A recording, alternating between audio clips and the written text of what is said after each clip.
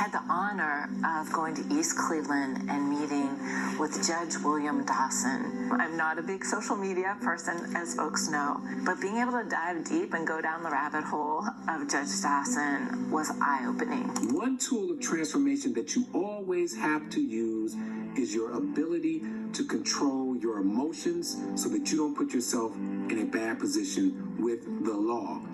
I grew up with a single mom in a city that's primarily African American with high poverty, which means I got in a lot of trouble. I did some things I wasn't supposed to do, but because my mom instilled values in me, I always knew where the right road was. I wanted to bring all of my experience back to the city, so I actually make the choice to come back to East Cleveland, to run for judge in this city, and to try to make a difference. Like everyone we interviewed, Judge Dawson brought his own life and his own experiences to his work and to how he is emerging and healing from the pandemic.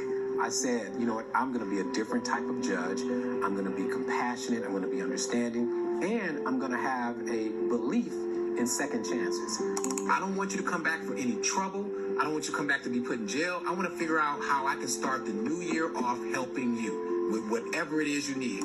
Once social media began to become the thing to do, I said I have to put my message out on social media.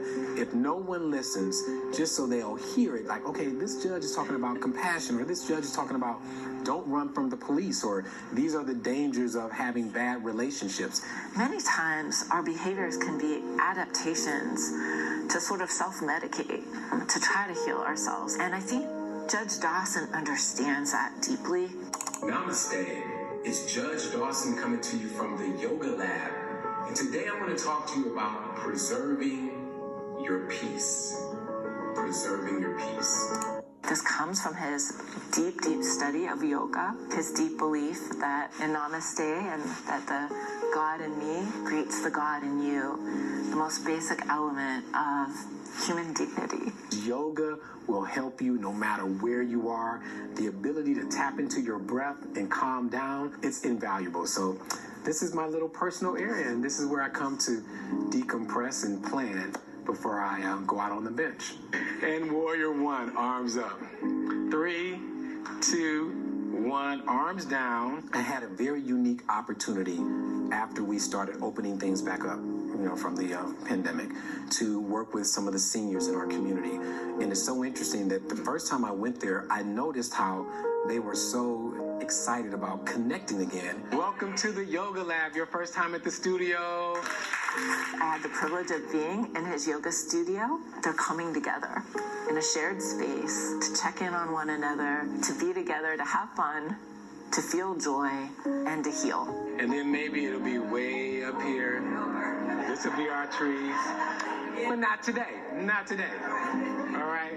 If you've ever been to my class, every single class I end with, I say 1, 2, 3, we're going to say, I love me, and we do it. 1, 2, 3, I love me. So we reestablish the fact that we love ourselves so that we can then, in turn, love other people. It's a pet peeve of mine that people see kindness as weakness, and he was very quick as a yogi to remind me that kindness is strong.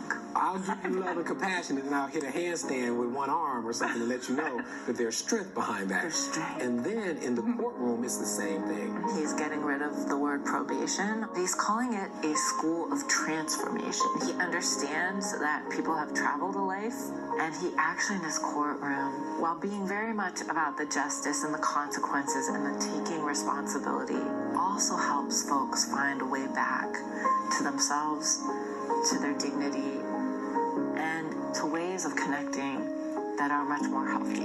I actually have some of the probationers come to the yoga studio to do yoga. Of course, they don't have to pay, it's nothing like that, but they're going to get the experience of breath work, meditation, mindfulness. You can't help being around Judge Dawson to not feel the energy. It's infectious. Judge Dawson's a role model, and that led us to really think about this next generation of healing and hope. Many worry about youth and all they've endured during the pandemic. I see Generation C, Generation COVID, not just as chaos and a virus. I see a generation that is willing to have hard conversations, that is willing to collaborate, that understands the value of community and connection.